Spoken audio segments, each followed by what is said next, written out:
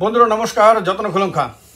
জেআরবিটিতে group ডির result out হওয়ার সঙ্গে সঙ্গেই ক্ষোভ শুরু হয়ে গেছে, বিক্ষোভ শুরু হয়ে গেছে, আন্দোলন শুরু হয়ে গেছে। বিভিন্ন দিক থেকেই ছোট ছোট আন্দোলনের খবর আসতে শুরু করেছে। আগরতলাতেও আন্দোলন হচ্ছে, যুব কংগ্রেস নেমে গেছে, যুব কংগ্রেসও ক্ষোভ বিক্ষোভ দেখাচ্ছে। তারপরে সোশ্যাল মিডিয়া তো ভরে গেছে দুঃখজনক পোস্টে। বিশেষ করে শাসক দলের যুব শাখার অর্থাৎ যুব মোর্চার বহু নেতা, বহু কর্মী, কার্যকর্তা, দেবতুল্য কার্যকর্তা, তারা পোস্ট দিয়ে দিয়ে নিজের ভেতরের যত দুঃখ সব উজাড় করে দিচ্ছে, সব একদম বমি করে বের করে দিচ্ছে। আর ভেতর কোনো দুঃখ থাকতে দেবে না, সব দুঃখ তারা এখন সোশ্যাল মিডিয়াতে ঢেলে ঢেলে দিচ্ছে। কি অনেক স্বপ্ন দেখেছিল 18-র আগে সরকার এলে পরে একটা চাকরি পাবে, জীবনটা সেটেল হবে, একটা ভালো মেয়েটে দেখে বিয়ে করবে, বা মেয়ের একটা ভালো ছেলে দেখে বিয়ে করবে, জীবনটা একটা সুন্দর রূপ পাবে, অনেক কিছু স্বপ্ন দেখেছিল। কিন্তু 18-র পর থেকে এখনো পর্যন্ত 24 আর কদিন পরে চলে যাবে, চাকুরির দেখা নাই। চাকুরির দেখা না পেতে পেতে একটা গান আছে না, যে তোমার দেখা নাই রে, তোমার দেখা নাই। ঠিক তেমনি চাকুরির দেখা নাই রে, চাকুরির দেখা নাই, এটা ত্রিপুরাতে গানের মতন হয়ে গেছে। আর যুব মোর্চার নেতাকর্মীদের মধ্যে সবচেয়ে বেশি দুঃখ, যারা একটা ভালো ব্যবস্থা পেয়েছে, ওএনজিসি, গেল, সেল, পিডাব্লিউডি, সিপিডাব্লিউডি ইত্যাদিতে যাদের একটা ব্যবস্থা হয়েছে, তাদেরকে বাদ দিলে বাদ বাকিদের অবস্থা তো খারাপ। তাদের ঘরের মধ্যে খাবারের ব্যবস্থা নাই, অথচ সপ্তাহে 2-3টে মিটিংয়ে মিছিলে যেতে হয়, নেতারা ডাকলেই চলে যেতে হয়। না গেলে আবার বিদ্রোহী হিসেবে দেখবে, সিপিএমের দালাল, কংগ্রেসের দালাল, আম আদমি পার্টির দালাল, তৃণমূল কংগ্রেসের দালাল, এইভাবে চিহ্নিত হতে পারে। সুতরাং একটা ফোন পেলে অমুক জায়গায় মিটিং আছে, আয়া বড়, আর কোনো কথা নাই, চলে যেতে হবে।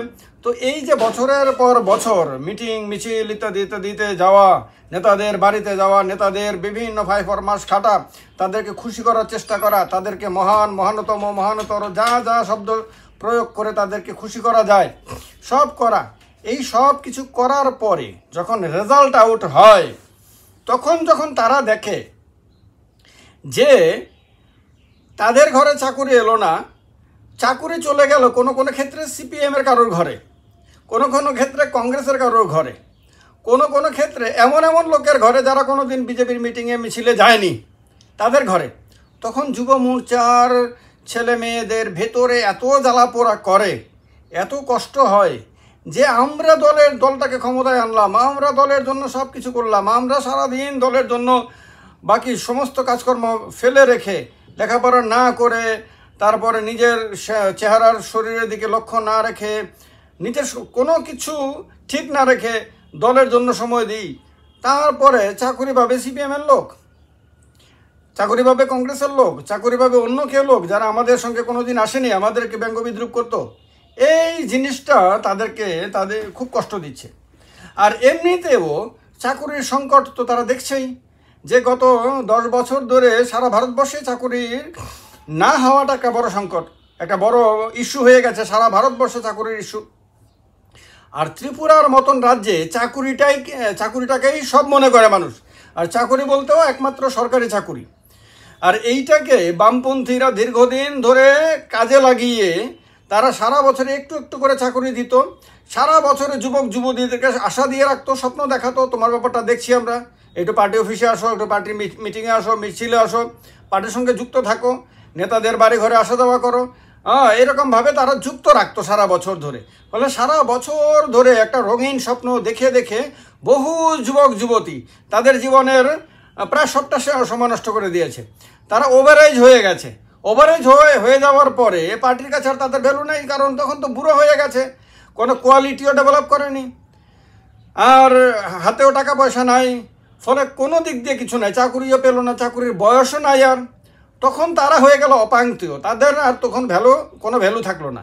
এই রকম অনেক মানুষ বিজেপিতে চলে আসে, যে এদেরকে যে কোনো অবস্থাতে সরাতে হবে, বিজেপিতে আসে। বিজেপিতে এসে তাদের এখানেও কিছু হয়নি, পরিবর্তন হলো কিন্তু কিছু হয়নি। অনেক মানুষকে বিজেপি এটাই বুঝিয়েছে, হ্যাঁ আমিও তখন বিজেপিতে ছিলাম, আমিও বুঝিয়েছি যে সিপিএমে থাকলে তোমাদের কিচ্ছু হবে না, তোমাদের কোনো স্বপ্ন বাস্তবায়িত হবে না। সবাই বিজেপি বুঝিয়ে, এটা স্বাভাবিকভাবেই বিরোধী দলগুলোর কাজই এটা করবে, স্বাভাবিক, তখন এটা বোঝানো হয়েছিল।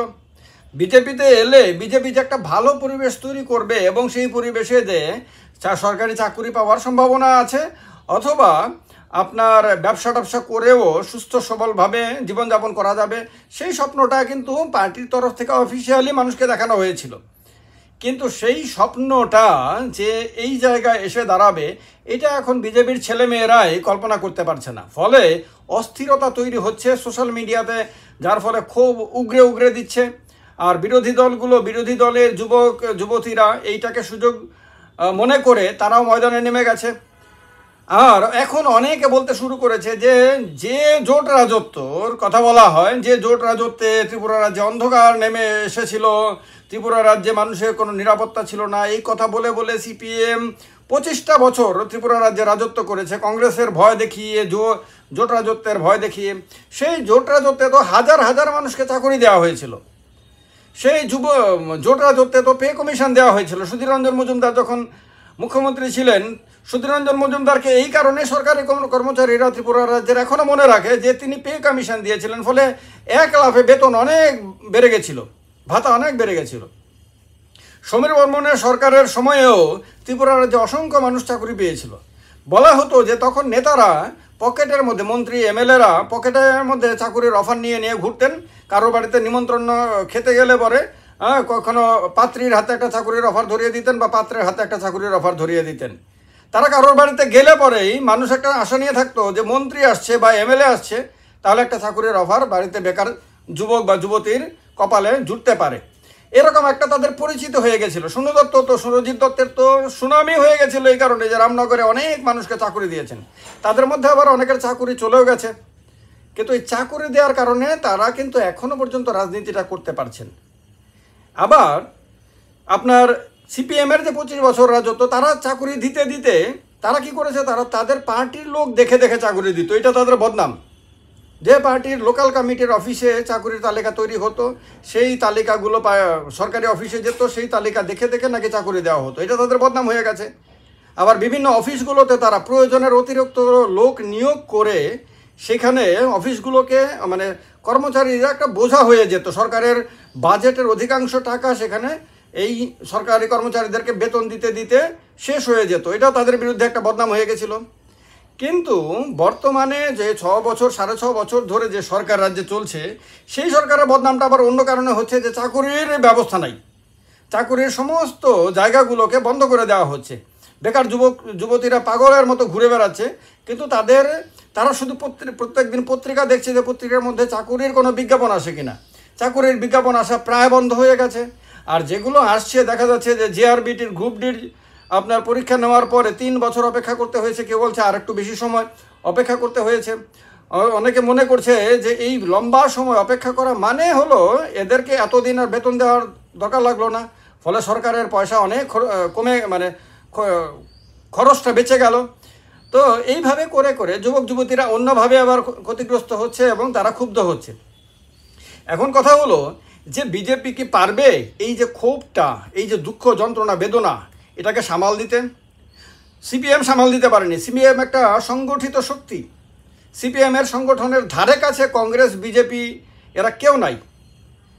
সেই সিপিএম কিন্তু যুবক যুবতীদের ক্ষোভটাকে সামাল দিতে পারেনি বলেই 18তে তারা যে ক্ষমতা হারিয়েছে তা না, কিন্তু 18-র পরে 23-এ তাদের আসন সংখ্যা আরও কমেছে। এবং অনেকে বলে যে ত্রিপুরাতে সিপিএম আর একা কোনো দিন ক্ষমতায় আসতে পারবে না। যদি কংগ্রেস সিপিএমকে সঙ্গে যদি রাখে, তাহলে হয়তো তারা কংগ্রেসের সঙ্গে জোট করে কোনো দিন ক্ষমতায় আসতে পারে, কিন্তু একা আর কোনো দিন ক্ষমতা আসতে পারবে না। এর পেছনে একটা বড় কারণ হলো এই যুবক যুবতীদেরকে নিয়ে যে ছেলে খেলাটা করেছে। এই খেলাটা করতে করতে একটা সময় পরে ছেলেরা আবার উল্টো সিপিএমকে নিয়ে খেলা শুরু করে দিয়েছে।